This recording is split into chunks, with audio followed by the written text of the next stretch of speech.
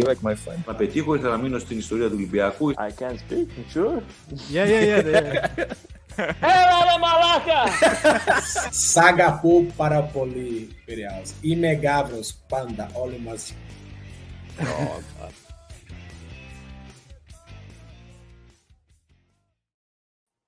Welcome back, boys and girls, to a late night edition of Gate 7 International. And this is an Ethniki Omada late night podcast, boys and girls. Got a couple of things we want to get into today, but first and foremost, as always, a couple of quick housekeeping items. First and foremost, guys, we told you the docuseries for Olympiakos DC is starting up. They had their first game, first win, and the first installment of the docuseries is coming out this week. Keep an eye on this space. It should be coming out tomorrow in U.S. Eastern Standard Time, and it'll be, if not tomorrow, then Saturday. The boys also have the finals coming up for the Stewart Cup, so congratulations to Olympiakos DC for getting there, and it's going to be a great game against a really, really good team, and we are going to be wishing them well all the way. And lastly, of course, we want to thank our sponsor, Piraeus International. Thank you, Piraeus International.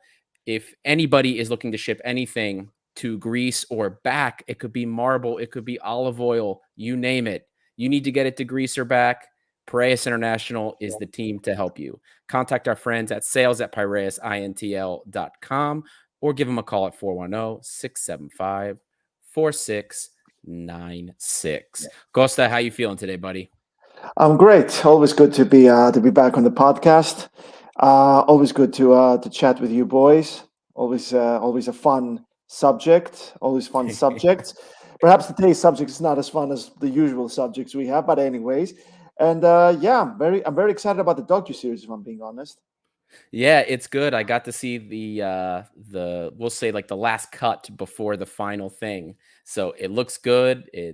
I think people are going to enjoy it. Spiros 7, thank you for joining us, buddy. From Rhodes. Love it. Guys, if you're checking in, make sure you tell us where you're from. We love to see where everybody's chiming in from. Now, Costa, I want to get started with some jokes. I love jokes. And I know you love jokes. Who doesn't? Who doesn't like jokes? We all love jokes. Well, there's a good big jokes. joke. And good dad joke. I do love me some dad jokes. You're a dad. I am. And let me tell you, I love me some dad jokes. But this is a joke, maybe not so good, but it still made me laugh altogether. From PAOK's head coach, Razvan Lucescu. He was in the Romanian press, and they were discussing, his time at PAOK and the league. And his reply, what he told them was more or less about the state of the league. And I don't have the exact quote here, but it started off with Olympiakos has 20 titles and PAOK has 3. Which is not accurate, but which is not accurate at all. The first one's not accurate, yeah. But whatever. Mm-hmm. The league was created for them. That's what I have on the translation here. If the Google Translate was correct from Romania. The system is created for them, i.e. Olympiakos, yeah. Exactly. System is created for them. And he continues on and on. It's more of the same. I find that hilarious. I found it hilarious that the head coach of the team that has received more penalties in the last 4 years every year is complaining that this league is made for us. The team that when they ask for a postponement of a game, they get it within 48 hours. When we ask for a postponement, it takes a week, and we usually still get a no. I don't know about you, but I laughed. This made me laugh. Well, it's actually, if I think it is a historic moment, because I think Razvan Lucescu became the billionth person in the universe to say those words about Olympiakos never deserving any title. Well, I mean, you said about jokes, so I did my best there. Hope it wasn't too bad, guys. But in general, I mean, first off, I'd like to say that I found the statement to be a bit strange, because he contradicted himself. Because what he said during that interview is that he did mention that the system is made for Olympiakos and it favors Olympiakos, but then he said he's confident for PAOK's future, which is what? You just said the system is rigged. How are you confident about your team's your team doing well? How are you confident about your team flourishing if the system is rigged? And obviously, there's the question. I mean, when Olympiakos sucked, I'm still not very comfortable cursing in the show, but anyone can finish that sentence. In 2018, Olympiakos were terrible, and they finished third, the worst Olympiakos team since the Petrina Chronia, since the I don't know how you translate that in English, the stone years, whatever, the dark days, when they couldn't win a title no matter what for 10 whole years. The worst Olympiakos since then in 2018. Was that rigged? Was that because of the system that Olympiakos were third? Was the system around when PAOK won the title undefeated and won the double at the same time as well? I mean, was the system taking a break? Was the system on maternity leave? I mean, obviously the Greek league is not the fairest of them all. Obviously there is a dark past in there. And honestly, like, I don't feel very confident. I feel a little weird talking about PAOK in this show because PAOK are not, I've said it before, I'm going to say it again, PAOK will never, ever, ever, ever be Olympiakos' biggest rivals. I don't care how good they are. I don't care how many titles they win. I don't care who's their who they get, who's their new owner. I don't care who's their manager, who the players are. And Olympiakos will never be PAOK's biggest rivals ever because Aris will always be PAOK's biggest rival. Panathinaikos will always be Olympiakos' biggest rival. So, I mean, as a sports journalist myself, I think the only thing Olympiakos have to do here is just not let them get that under their skin. Concentrate on your house. Concentrate on winning the league because there have been a couple of hiccups. Concentrate on winning the double and concentrate on building a team because you got a lot of work coming up this summer. It's important not to let that get under your skin. Absolutely. You're 100% right. And as much as I'm happy for them, congratulations for them for making it as far as they have in the UEFA Conference League. Good on you. I don't think they're going to get past Marseille. That's my personal opinion there based on what I've seen. But at the same time, Lucescu, you're a clown. Those are clown comments. You have benefited from the officiating more than any other team so far this season. You have received more foul calls, more penalties than anybody else. And for you to make comments like that is a joke. Hence, you're a clown. Well, we'll leave it there, Costa. I don't think we need to say anything more about that. Yeah. But before we jump into the Ethniki overview, there has been major news about UEFA restructuring financial fair play. And boys and girls, we did say we were going to get into that today. And the news is that financial fair play officially is going away. I know it's been kind of a skeleton crew and things have sort of been monitored. Clubs have sort of been getting things checked, but it hasn't really existed in its true form. All of the pundits are saying right now that UEFA is completely overhauling it. It's going to be a simpler system, and it's basically all football related expenses. A club cannot spend 70%, more than 70% of its income on all football related expenses. So I have been informed by individuals that know at least more than I do, that this means that owners, share capital increases of owners do not count as income. So if an owner is doing a share increase like Marinaki just did of 10 million euros, that is not counted towards the overall figure. So that doesn't increase how much we can spend relative to our income. All of it is capped by how much income we receive. The reason I bring that up is because I have seen a lot of people on our Instagram, on social media, all over the place, Greek and diaspora, complaining, telling Marinaki he needs to invest and we need to make expenditures. I'm sorry, guys.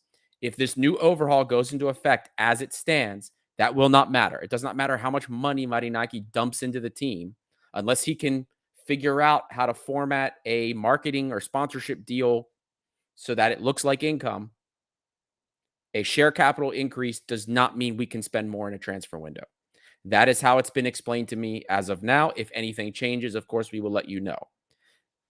This will affect us, guys. It does affect Olympiakos how we spend because this past summer, COVID summer, we didn't have much income. We had the Champions League money and whatever small gate receipts we got from when we could have fans in the stadium. Okay. This coming summer, it's much more dire. our European money, I should say, is a fraction of what we got last season for competing in the Europa League. It's a fraction. About a third is what it's looking like. So that means those revenues plus whatever we've collected from sponsorship stadiums and our TV revenues, that's what we can spend. 70% of that. And it's not just on transfers. It's everything. It's our salaries. It's everything. Which means we already didn't spend much as it was. You know what I mean? We were usually pretty frugal. But pre-COVID, Martins was barely breaking 20 million euros in summer transfer windows. I doubt we will even be able to spend that much this summer.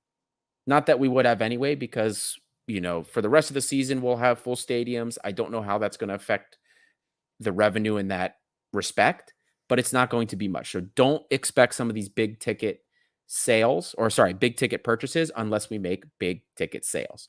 Costa, how do you see this? How do you see this affecting Olympiakos? Well, I mean, to me personally, that side of the transfer business has always been quite a mystery because I'm rarely privy to a club's budget. It's not like when Newcastle get taken over by a Saudi-led consortium for £3.5 billion, £3.5 billion, 305 billion pounds. Excuse me.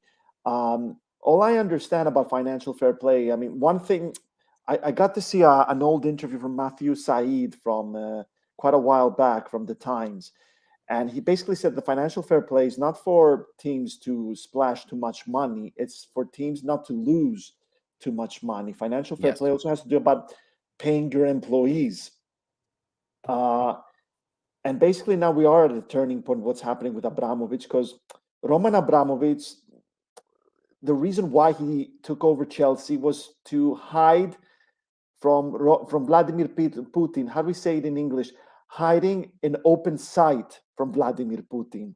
That's what he wanted to do. And now the team from Abu Dhabi that took over Manchester City with Sheikh Mansour running things, and the team from Qatar with Nasser Al-Khelaifi running things at Paris Saint-Germain, they're mainly doing it to protect themselves from a potential clash between Israel and Iran. So it's not because they were fans. There are interests involved in this. But when it comes to the FFP alone, it's not because teams are spending too much, it's because teams are losing too much.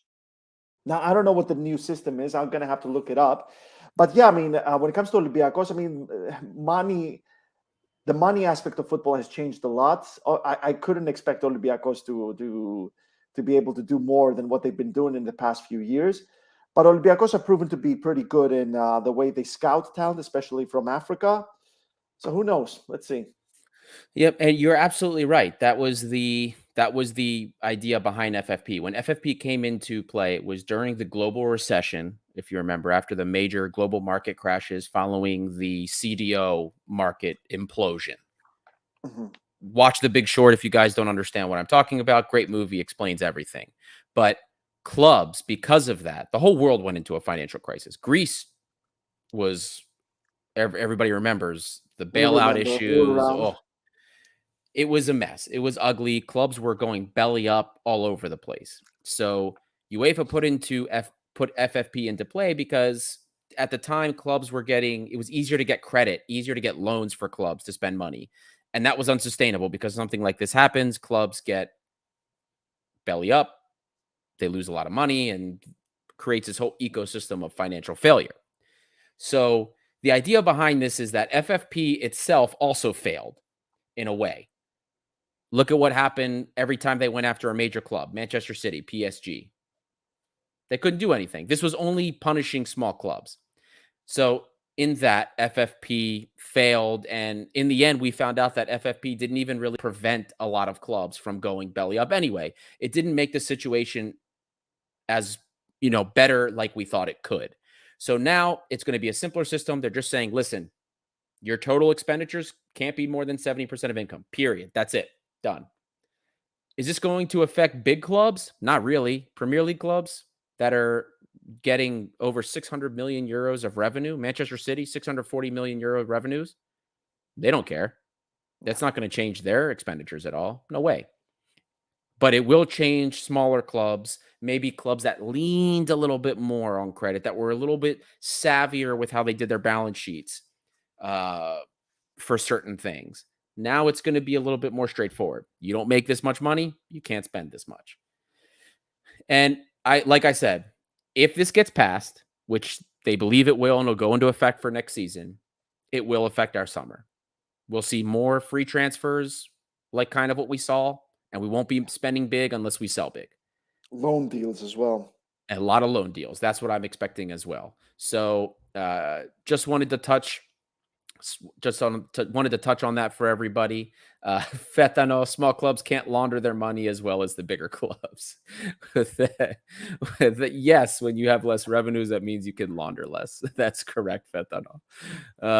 Well, without further ado, Costa, let's get into it. This is what we've been waiting for, what we've been waiting to talk about, the call-ups for the Greek national team. Gus Poyet, this is the first time we're going to see what he does with the team in any capacity. We've got 2 friendlies coming up. One is going to be against Romania. And, of course, we have the other one against, Montenegro. Thank you. I actually went to Montenegro. I went to Kotor right before the summer before COVID. It's a lovely place, lovely beaches. They're not as good as Greece's beaches. My God, I'm getting caught up with speech here, but it's a lovely place. Anyway, we have the call-up list in front of you guys here.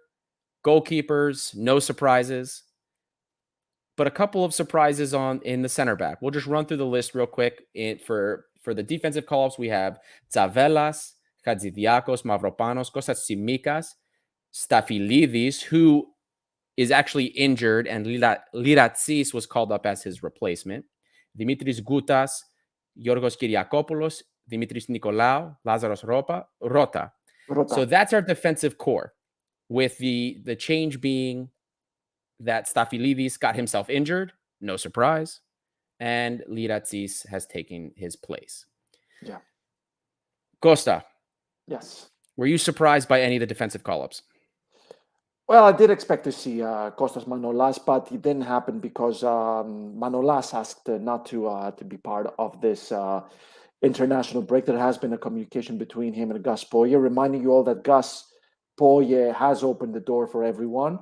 So what happened with John Van Schip, that iron curtain that existed then no longer exists right now. Other than that, I wasn't really surprised by what I'm seeing. Obviously, I mean, I've been at the podcast so many times. Greece has no right back, but there is one player who wants to play for Greece and can play for Greece, and that's George Baldock from Sheffield United, who has also been linked with a move to Olympiakos. That would have been a luxury buy for Olympiakos. That's how bad things are, a championship player. Yep. Greece really need to work on that. They really, really need to work on the Baldock situation. He needs to come to and play for Greece. It did not take that long for Jose Cholevas. It did not take that long for Carlos Zeca. Get him over. I agree with you there. I took issue with 2 call-ups in particular. One, which I guess the point is a little bit moot now because he got himself injured before the international break, Stafilidis. I don't care if he's in form. I don't give a shit. You will never convince me that he should be a part of this team. His time is done, and I don't want to see his name on a team sheet again. I'm sorry. We have better center backs available. I'd rather take a younger center back over him. That's exactly how I feel about that. Another one, Tsavelas. I'm sorry. I know some people believe that he had a decent qualifying campaign. I didn't see it. I've done numerous shows, analysis depicting why I think Tsavelas is not a good defender. He's playing shitty at Ike too. I'm done with him. Now, understandably, Costa, you brought up that Manolas couldn't make it. If in his stead, I understand, you need a senior leader there, and that's probably why he's there. I get it, but I'm done. My hands are washed of Tsavelas. I think he's a garbage human being with some of the things that he's done. I don't like his personality, and I don't want him as a part of my national team. If it were my choice, goodbye. I'm sorry. There's 4 or 5 other center backs that I think are better than you anyway. Well, I mean, when it comes to Stafilidis, I haven't seen him play. I mean, he used to be a really good player. I haven't seen him for a while. But I mean, if he deserves it, if he's in form, then I honestly don't have a problem with that. Because at the same time, I still believe Socrates Papastathopoulos can offer a lot to the Greek national team, whether it is on the pitch or off the pitch. Same with Siovas, if he finds a new team and if he manages to get in form. Obviously, Siovas shouldn't be part of this team. Obviously, I would like to see Retsos finally doing something on the pitch. He's had a lot of injuries, been very unlucky, but he needs to up his game. In my opinion, Poyet needs to find that old defensive flair Greece had. The reason Greece has been so successment from 2004 to 2014 was because they were so good defensively. So I think that's something that needs to be that Gus Poyet needs to find. Yep, and Stafylidis actually, if you look at his club, he's been playing as a right back. So I think he was called up to play right back. Yeah, and makes sense. One thing that I took issue was I don't understand why we called up him and not a right back that has played quite well in Greece for the last 2 seasons, and that's Saliakas. Yeah. Saliakas has played very well. I thought he deserved a call up. I don't understand. I mean, between John Van Schip calling him up and not using him in this, but whatever. It's friendlies. I'm going to give Poyet the benefit of the doubt. Otherwise, I was fine with all the other call-ups. I've wanted to see Nicolau in there. I actually like Ike's Lazaros Rota when he's going forward. I think he's a solid wing back that overlaps quite well. Defensively, I don't think he's that good, but I think we need help attacking as well. We don't get service, and I think we need as much offensive talent as we can possibly get. Then in terms of the midfield segment, we have Manolis Siopis, Marios Vrousai, who is not joining the team. He and Yorgos Masouras had COVID, so they will not be a part of the team. Andreas Bouchalakis, Christos Kourfalidis, a very exciting one there. Sotiris Alexandropoulos, a player that I have enjoyed as well. Dimitris Limnios, Petros Madalos, Yorgos Masouras, also, as I mentioned before, with COVID. Tassos Bakasetas. So you are, well, I guess I can include Tassos Louvikas and Pelkas here because they're technically not strikers. They're forward wingers as well. So that is your core. Now, I know that between Masouras and Vrousai, there was another call-up made as a replacement. I have to pull it up here, but there was a replacement being called up at the very least in that position for one of them. I don't remember who it is. I'll have it pulled up. But I was not, given what's available to us, I was not super upset with these call-ups. I liked this shot in the dark here at Kourfalidis. Fetano here, what you guys think of Kourfalidis being called up with 150 minutes of pro football? Listen, I was shocked. I'm not going to lie. I'm not going to lie there. I was definitely shocked when I saw his name on the sheet. But you know what? I don't mind seeing in a friendly here him taking a shot on a guy. He might not play. I doubt he will. But I like him seeing that he's picking somebody at the very least that could grow with the team, a young guy. He's doing, from what I've been seeing, at least in Italy and what people have said about him so far, that he's promising. So I'm okay with that.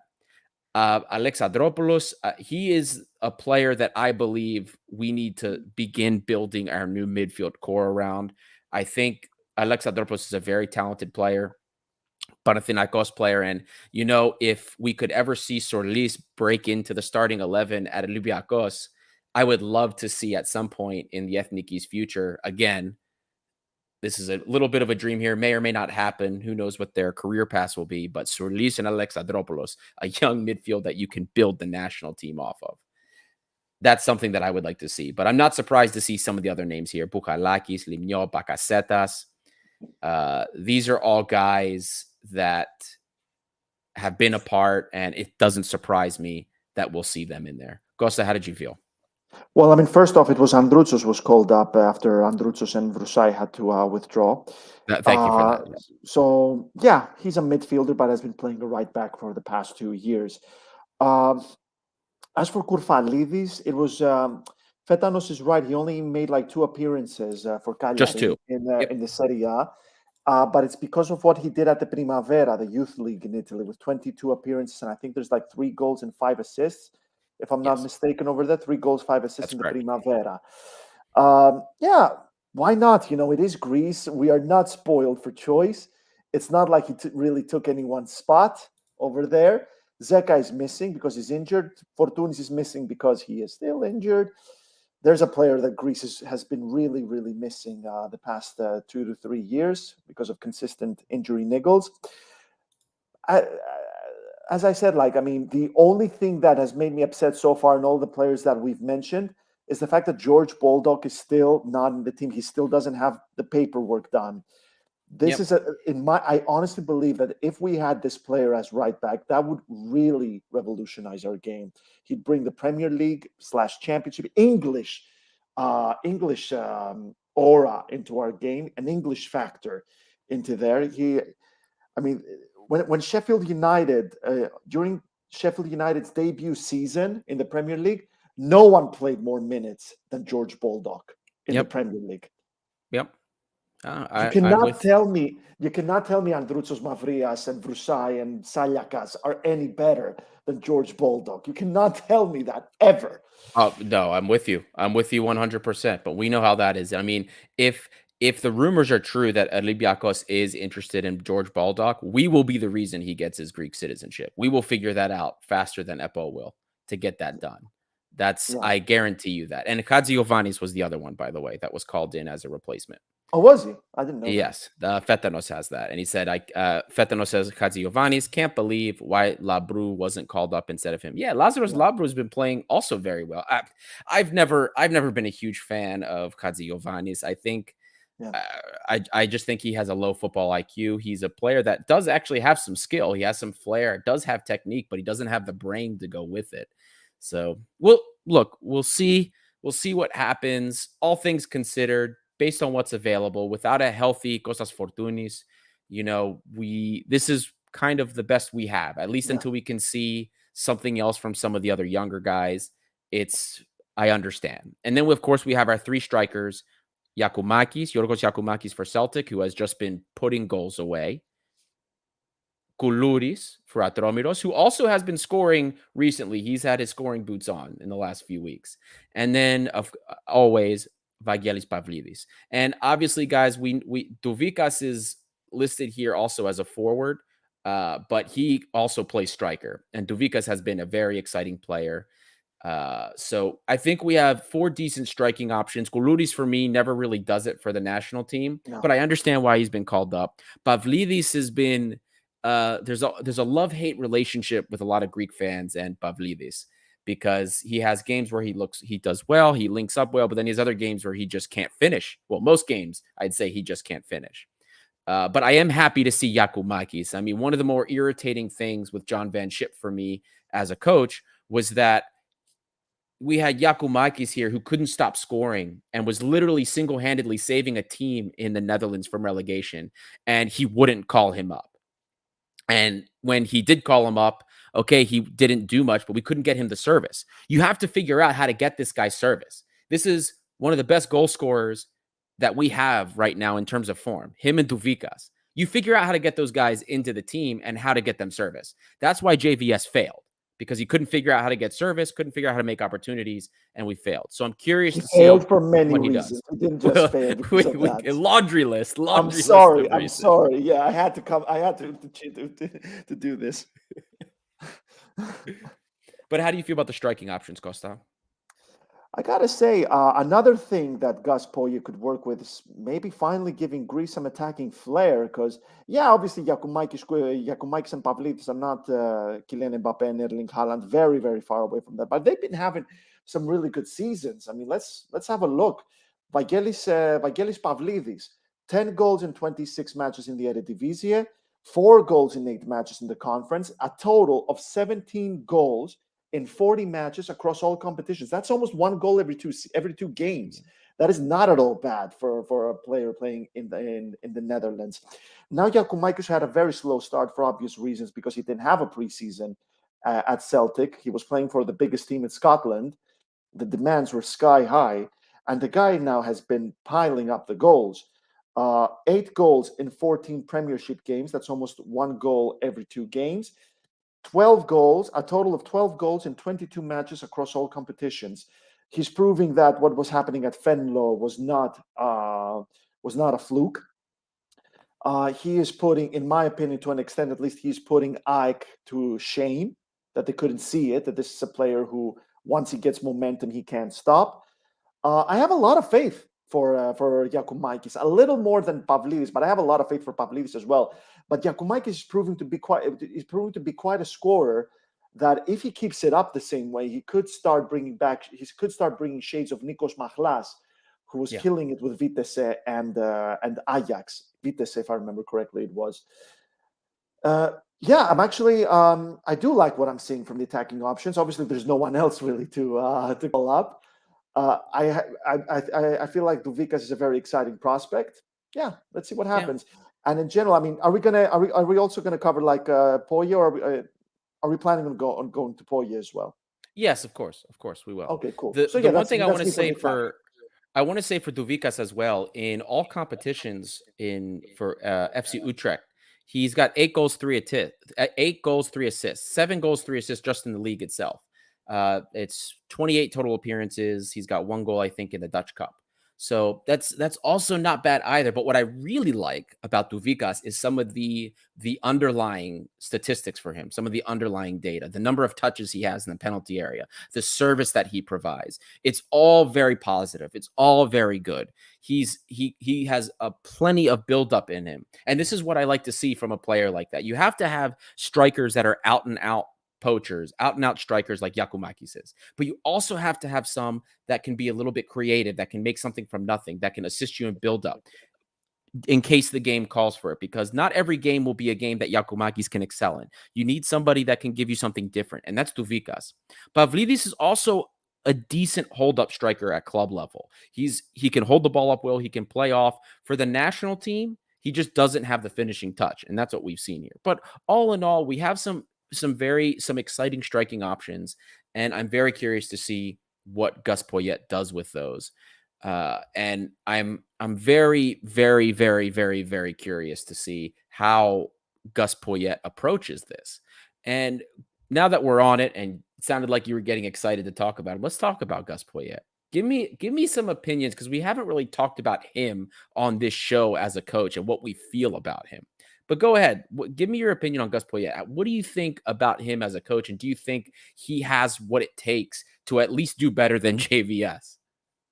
Well, I mean, I was a bit surprised when Gus Poyet was announced as the new manager, in the sense that if you look at the previous managers Greece have had, they were quite not the kind of manager that was around, not a lot of success under their belt, not a lot of name value as well. I'm not saying Gus Poyet, for example, has been as successful as a Fernando Santos or Otto Rehagel, not even close in his career. But for one, Greece now finally have a manager and not an apprentice. They have a real manager now in the dugout. Right. And Gus Poyet, considering the opportunities he had throughout his career, started out as Juan de Ramos' assistant at Tottenham, went to Brighton with 0 experience under his belt, and helped them and promoted them from League One to the Championship, and was awarded as the best manager in League One with 0 experience. He took over Sunderland, a sinking ship, in the 2013-2014 season. We all know where Sunderland went shortly after and how low they have fallen. I mean, they've been in League One for many years now. And Gus Poyet saved them from relegation. Of course, he was sacked a year later. Obviously, a manager, and he did a great job with AEK. I mean, they finished 3rd, but he beat Panathinaikos and Olympiakos in succession and took them to the Greek Cup final. AEK didn't win the Greek Cup because of Stelios Manolas in the dugout. They won thanks to Gus Poyet's amazing work. And they beat a strong Olympiakos team that year. I mean, that was Marco Silva in the dugout, you know, who's now a mainstay in English football. Yeah, and they also won a lot of derbies. Like Ike was king of the derbies that season. They were a scary team under him. And they when they fired him because he had mentioned that he was going to be leaving, that's when he jumped the gun. Right, and that's when they started to struggle and obtain a few more losses here and there. I don't think that statistically they could have done anything to that point anyway to advance that. Maybe second place they could have, but they never. I don't think they were going to win the title. But he had built a great team that season. He did. So very interesting. But for me, my question more for Gus Poyet about Gus Poyet is the personality. He doesn't care if he's in public or not with some of the things he says. He's going to speak what's on his mind. He speaks his mind, yes. So, and a lot of people have seen that and talked about it all over social media. There's been discussions about whether or not he can cause an issue in the locker room. But the funny thing for me is this the type of personality maybe that would be helpful for Greece? Maybe instead of somebody that keeps everything in and we don't know what's going on or whatever, maybe somebody that is willing to give a little bit of attitude back to Epo or back to anybody else? I don't know, because there have been a few players who have given Epo a little bit of attitude, and we all saw where that went. He's obviously not going to hold back, and that's why I think it's a double-edged sword, because on one hand, he's not going to let anyone walk all over him or make him, call. Nobody's going to tell him who to call. Exactly. Nobody's going to make him call someone, or they're not going to make him not call someone. Right. But then again, he did fall out with Bordeaux because he spoke out about two players that were sold. He did jump the gun with Ajax. I don't know. That could go either way, really. He has a very interesting challenge ahead of him. I'm not too sure how he will want to work with Greece on that in terms of formation. Like, those two games are going to be very interesting to watch. But like I said, Greece finally have a manager now, not an apprentice. Yep. The way I envision it is it's either going to succeed spectacularly, like it's going to be a spectacle with what goes on and it'll work, or it's going to be Athanasiadis level, like, implosion where the players and him are screaming at each other and it just becomes a mess. Like, I only see it working in one of two extremes. Anastasiadis, you mean? Not Anastasiadis. What did I say? Athanasiadis. I apologize. I got a little I've been tongue-tied all night tonight, so I apologize. Okay. I'm getting messed up with everything here. But yes, I just see it like one of two extremes. It could be it's going to work really well, and I see it working really well with some public displays maybe that we'll come to laugh about, or the opposite direction. I don't see a middle of the road here. I see it working in one of the two extremes. But that's my opinion, and we'll see if it happens. I could be completely wrong. It's just I laugh thinking about that. He is a manager of big games, because with Sunderland he beat Newcastle in the Tyneside derby. He took Sunderland to the League Cup final by eliminating Manchester United in the semi-finals. And what do Greece want? What's the first big goal Greece have? Win the Nations League group to get to Group B. That is the first challenge. And you know what? He's fighting for the Euros. Surely Greece can do this right now. Surely Greece have enough quality to make it. I mean, look at North Macedonia, what they did today to Italy. Right. Thanks to North Macedonia, Portugal are going to the World Cup now. That's amazing. That's incredible. Fernando Santos definitely not going to be the next Greece manager. No way. No way. But, I mean, it has been an insult watching teams like North Macedonia or Albania obviously no disrespect to those countries, no disrespect to their football, but you cannot tell me that the 2004 European champions and mainstays in Europe and the World Cup until 2014 don't belong in that group when you have teams like that in there. I do hope that Poyet is going to do something about the mentality, because he was a great player. Gus Poyet was a fantastic player back in his heyday for Tottenham and Chelsea as well. He was actually the first ever Uruguayan manager to work in the Premier League. How's that for a stat for you? I did not know that. I didn't know he was the first ever Uruguayan in the Premier League. That's interesting. I had no idea. He knows English football. He knows South American football. He knows English football as well. So it's all about bringing some mentality as well, creating characters. Because Kostas Levogiannis said it so perfectly and eloquently. We don't see any characters in the locker room. Who's the character in the locker room? Who's the one who's going to speak up? Who's the one who's going to put everyone in line? Gus Poyet is the kind of manager with so much experience. Yeah, no notable titles, but a lot of scalps, a lot of promotions, a lot of lot of relegation battles in Britain, which are fucking fierce. They are really hard. I'd be very interested to see a manager like Razvan Lucescu managing a Premier League side. They're struggling to avoid relegation. That'd be very interesting. Right. It's not easy. I'm very excited about the future. This is the honeymoon, obviously, now for Gus Poyet. Obviously, we want to see results. Let's see what happens in the next 2 friendlies. Yeah, we definitely will. But while we're on that, so we kind of address the players, the coach. How about, what do you see for the formation? What do you expect to see as formation for the Greek national team under Gus Poyet? As a manager, he's across the clubs that he's coached, the clubs in China, the clubs in Chile, in France, in Spain. He's used a couple. He's used 4-3-3. He's also used 4-2-3-1. I believe he got flack for once maybe messing around with 4-4-2. I remember seeing that earlier today. I have to confirm that first. But what do you think he would use, and what would you do? What would you do in his position? Well, I mean, I have to be honest, guys. I'm not too sure what we can expect formation-wise. What I do know is, because, I mean, obviously he's missing a lot of key players. There's no Manolas, there's no Papastathopoulos, there's no Masouras, there's no Vrusai, there's no Zeka in there, there's no Fortounis. He's missing a lot of key players in there. In my opinion, when you have a healthy Fortounis, you can only play a 4-2-3-1 formation, especially when you're Greece and not Olympiakos, where you have so much more quality around there, especially down the wings or, in midfield. On a good day, and in attack, 4-2-3-1 is what you have to go with.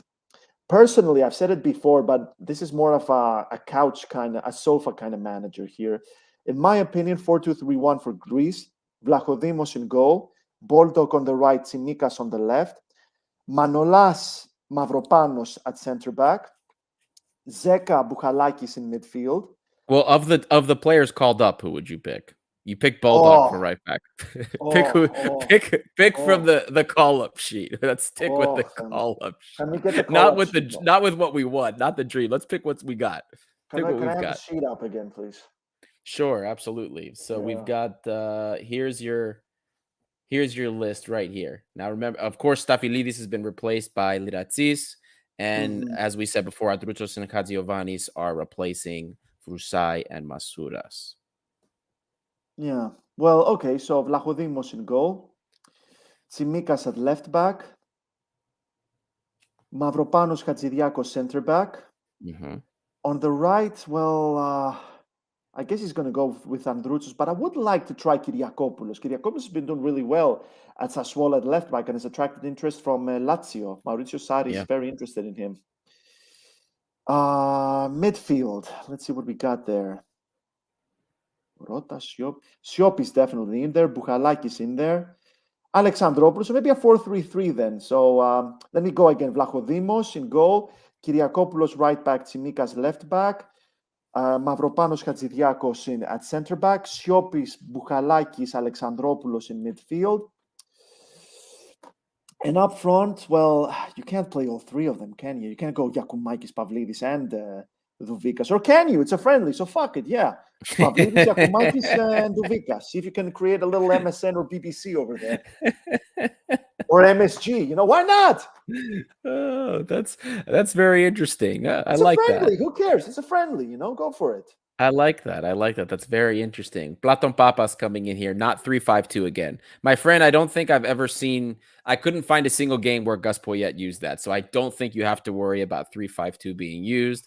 It does not seem like he will use that. If he never used it before, I don't see why he would use it now. What about For me? Yeah. I would stick with the 4-2-3-1. Paschalakis in goal, obviously. Oh yeah, I'm putting him. Yeah, Vlachodimo, and then left, of course. I can't not play Tsimikas. He's probably the best player on the team now, so he's got to be in there. I've already made my feelings known about Zavella, so that's not happening. Katsidiakos, Mavropanos, I think, are both solid defenders. They can play off of each other, and I'd rather just see the two of them in there. For right back, I am interested. I want to give Lazarus Rota a shot because given how anemic offensively we've been, we really, really need somebody that can overlap. And Rota, I want to see him. He does it well for Ike, and I think he can have like that Holebas effect for this national team, like Holebas did for us. Now, in some cases, Holebas will get himself too far forward, but I remember a lot of those Fernando Santos games where Holebas was our only spark going forward. And I think he can do something like that for us. I'm willing to forgive his defensive liabilities, we'll say, for that. And in the center mid, I want to see Alexandropoulos start. I do, because we have plenty of sixes on this team. Plenty of them. But we don't have a lot of of real playmakers. There's no more Tsiartas, you know what I mean? There's no Karagunis here. Nobody that you can really hope that has some good vision. Bouchalakis has it for Olympiakos. He's leading the team in through balls, which is kind of sad to say. So Bouchalakis is also a leader on the team. Every team he's a part of, he usually gets the captain badge here and there. We've heard that he's very vocal, just like Bakasetas is, which is why both of them see the field a lot. So I am not going to be surprised if I see Bouchalakis on the field. People are going to keep complaining that he's slow with possession, but he's going to do his job defensively and we'll get the occasional through ball out of him. But I want to see him next to a young guy, Alexandropoulos, because I really think that could be a recipe for success. And if not that, I'd like to see Alexandropoulos next to Siopis, because Siopis' energy is amazing. This guy can run all day. Do I think he's the most technically gifted player? No. Do I see him creating chances for us to make up? No, but he's a solid 6. He can win the ball, and he's got a lot of energy, and he doesn't lose the ball cheaply. And that also works. So I'd be fine with either of those two duos. For my number 10, I went through a whole bunch of game footage for the Greek national team before we came live here. And funny enough, we have never actually seen Madalos play as a 10 for the Greek national team. Now, I don't think he's the best 10 we've seen. He always does well in Greece, but not anywhere else. In the Greek Super League, I should say. But I'd be curious to see him play as a real 10 for once in our lives for the Greek national team, just out of curiosity. And then if that doesn't work out, I don't mind seeing Pelkas either. Pelkas has done quite well at Fenerbahce, and he's a player that's kind of grown on me. I never used to like him at PAOK, but since leaving PAOK, he's grown on me a little bit. We've seen more that he can offer. I do not want to see Bakasetas played as a 10. He doesn't excel at the 10 position as a creative 10, but if he's used like he's used in Turkey, and it's more like a second striker, somebody that kind of floats around and rips opportunities we can. He has a cannon of a shot. A cannon, guys. He also runs all day, too. He's very vocal also. I don't mind seeing him playing in formation-wise in that area of a 10, but I don't want to see him as the focal point of our offense. He wouldn't be my preference to start. I don't mind seeing him there as long as there's a strategy to use him. And it's to use him as a vulture to get the ball and to rip shots when he has opportunities and to distribute laterally if need be. But he's not a creative player. And if we're looking for a 10 that's going to spur creation in this team, it's not Bakasetas. He can do everything else, and I'm fine with that. But my choice, at least for the friendly, is to see how Madalos does as a 10 for the first time with the national team. And then my striker, it's going to be Giacomakis.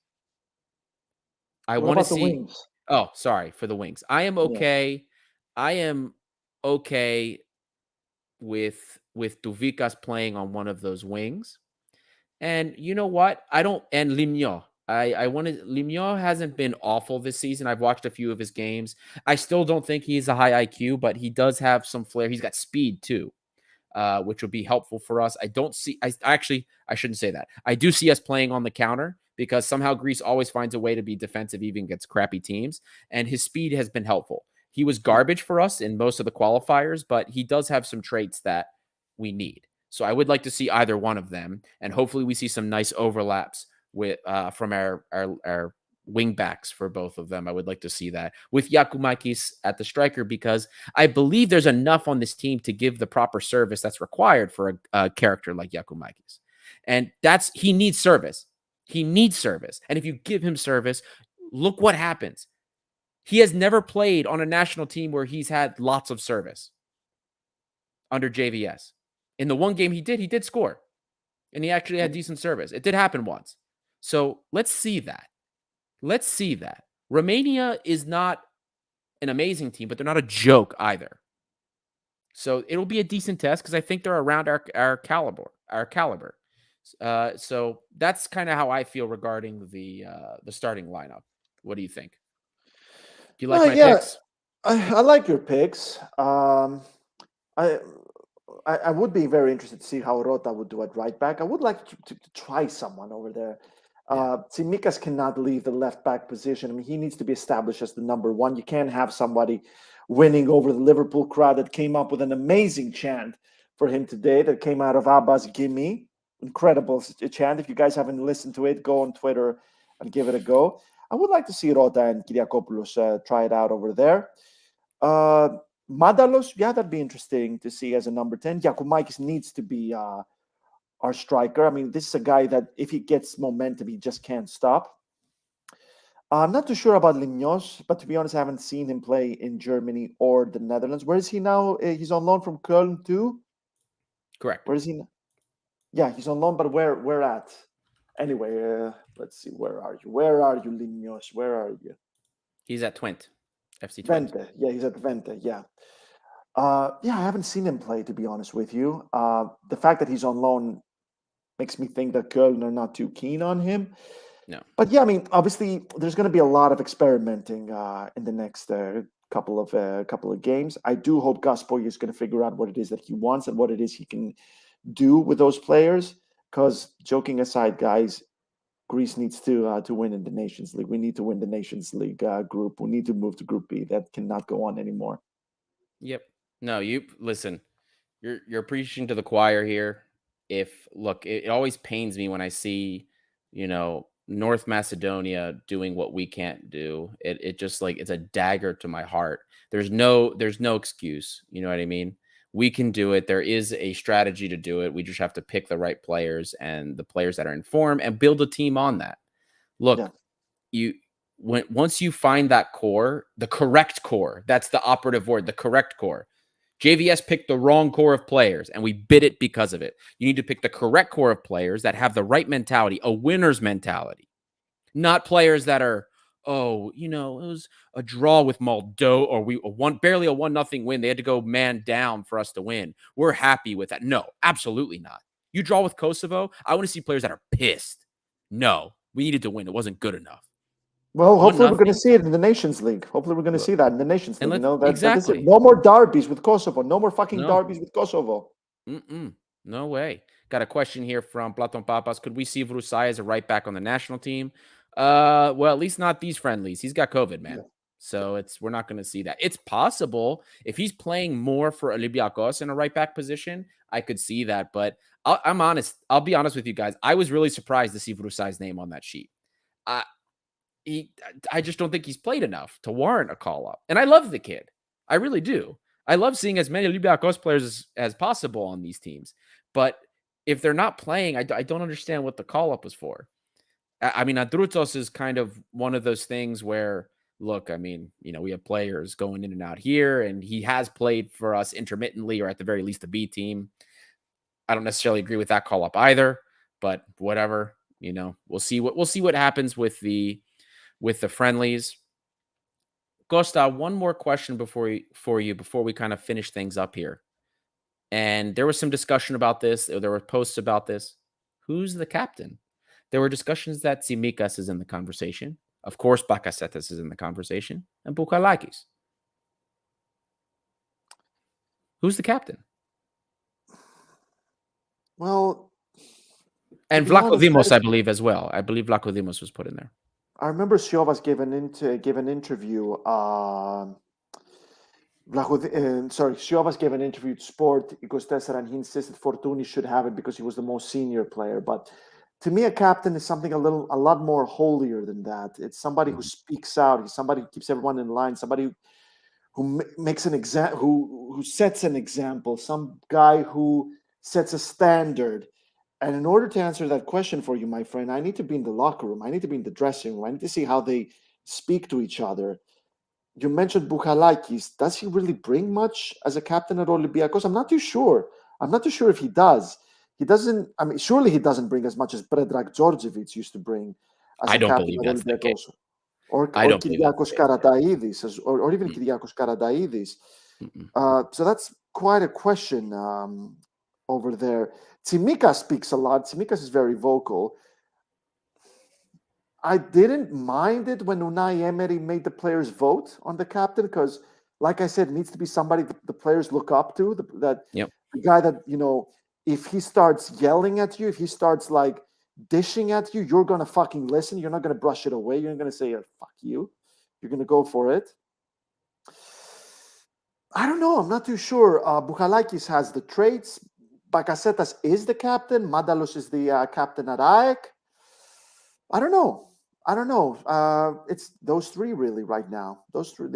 If Manolas comes in, he's in the running. Papastathopoulos, if he comes in, he's in the running. Let's see. Maybe the friendlies will help answer that question. Who's your pick? So before we get into my pick, Costa, we've got some accolades for you here, buddy. Alex Papalexandru, Costa Llanos, gradually climbing to Uber journalism status. Listen, hey, he's going to be the next Fabrizio Romano. Oh my God! Waiting. Oh I'm Jesus! waiting. Stop! Oh God! No pressure, guys. No pressure. Thank you very much for the comment. I really appreciate it. And to be honest with, and I'm going to say this right now. I had a blast at Yotami Panayotopoulos. I spent the last 2 years of school there.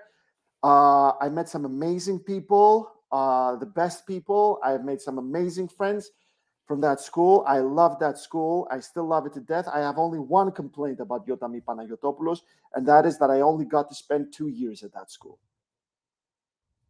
Oh, that's your captain. Come on, that's your captain.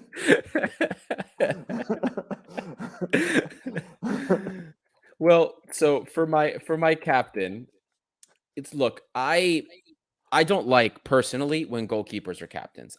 When I played and the goalkeeper was the captain, he's all the way back there a lot of the time. He's screaming. Sometimes you can barely hear what he's saying. And I had the best experiences in games when I wasn't the captain, when the captain was right there near me. So I always am of the belief personally that the captain has to be a field player. Because what if the goalkeeper just calls the defender? Sometimes the managers do that. Call the defender, say, go to the striker, tell him blah blah blah, this and this. But they don't really give instructions. More like boosting their confidence, really. That's exactly like I've never been on a team where the captain was like shouting instructions at you. It was always boosting you, like, hey, do like, or setting you straight, not maybe sometimes fixing your positioning or being like, hey, you need to do better. The best captains that I played with were the best motivators, not people that tried to coach on the field. The best captains I played with were always the best motivators. And that's what I look for. And funny enough, the best captains I played with were always some kind of midfielder, always. And mainly it's because as a midfielder, you're more likely to be involved with all aspects of play. Fetanos here, give the goalkeeper a mega. Wise ass here, I love it. But no, seriously. The best captains I play with were always in that midfield because usually they're the ones that are getting involved more things. They're present. They're always in your ear. They're screaming at you. And it's part of it's a proximity thing, part of it's personality thing. The reason I brought up Bouchalakis before is we've seen so many different coaches have included him in plans, and they have commented on the fact that he's vocal. So I don't think he has that presence like a Georgievich. I agree with you there, but he keeps finding himself, just like Bakasetas too, in those positions where they're seen. They have vocal. Tsavelas too. These guys are vocal guys. It's their personality. And look, we're not in the locker rooms. We don't know who responds to what. We just know that there's certain players we do like, we don't like, but we don't see everything. You don't know who's that guy in the locker room that's juicing everybody up. You know what I mean? And there were teams I played with where, when after we play games, people be like, God, why is this guy on your team? I was like, listen, he might not be so good on the field, but you don't understand what this guy does in the locker room, or you don't understand when you're on the field. And yeah, he might not be the most technical player, but man, I mean, he's the guy you want in your corner when things go sour because he's the guy that you rally around. It's all of these things that happen on the field are very difficult for us to see. It wouldn't surprise me. Now, my pick, if it were me personally, because I wouldn't give the captain to Bakasetas, because when you give somebody the captaincy, for me, it almost makes him unsubbable. That's how I view it. Mm-hmm. You pick somebody that's your captain, that's got to be somebody that's you not only want him on the team, but he's also not going to like weigh the team down. And if we're not going to use Bakasetas correctly, it's going to do nothing but agitate all of us. I don't care how good of a motivator he is. I worry about giving it to Bukhalakis. I worry just because he's also a confidence guy. When you have a confidence guy as your motivator, if he's not confident, he's not motivating. That's also something to worry about. I wouldn't, like I said, not goalkeeper. I wouldn't give it to Vlachodimo. I'd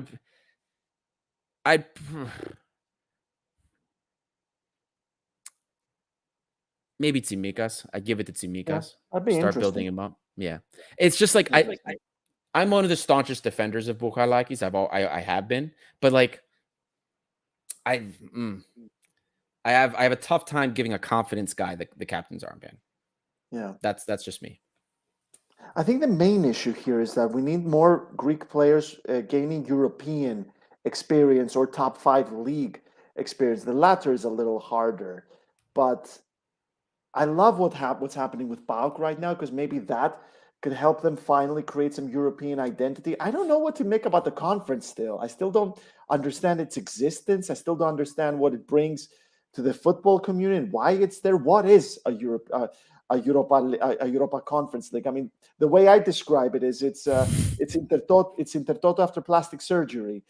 Don't question it. We've got more coefficient points now for the Greek league than we've had for like a decade. So don't listen. We're getting coefficient points in if things finish out how we want. If Slavia Praha loses, then we're in 2 years we'll have 2 teams back in the Champions League again. So don't ask questions.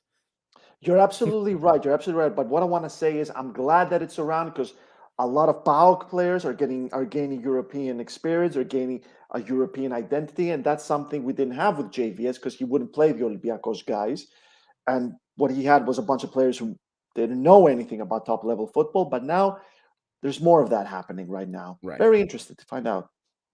Yeah. Listen, I'll take as long as it's going to give us coefficient points. I'm going to take it. I just hope I see that Ike and Adis don't screw it up next time, losing like the first and second rounds of this qualification of this competition. Yeah. But Costa, we're over an hour here. Yep. Man, we did it again, man. We always target for these 40 minutes, and here we are. Everybody, we do. We really do. There's so much fun, so much to talk about, and the soldiers that are sticking with us through this. Thank you guys. Thank you guys for listening, especially if you've made it this far. If you haven't done so already, join the mission, the Gate 7 International mission, which is to make the largest and best red-white community that exists. We're making this global, boys and girls. Olympiakos is a big European club. They deserve it. Well, sorry, I don't have my Olympiakos fanella on. This is the Ethniki Omada. But this is a big club. And let's make this the biggest community, the best worldwide community that Olympiakos deserves.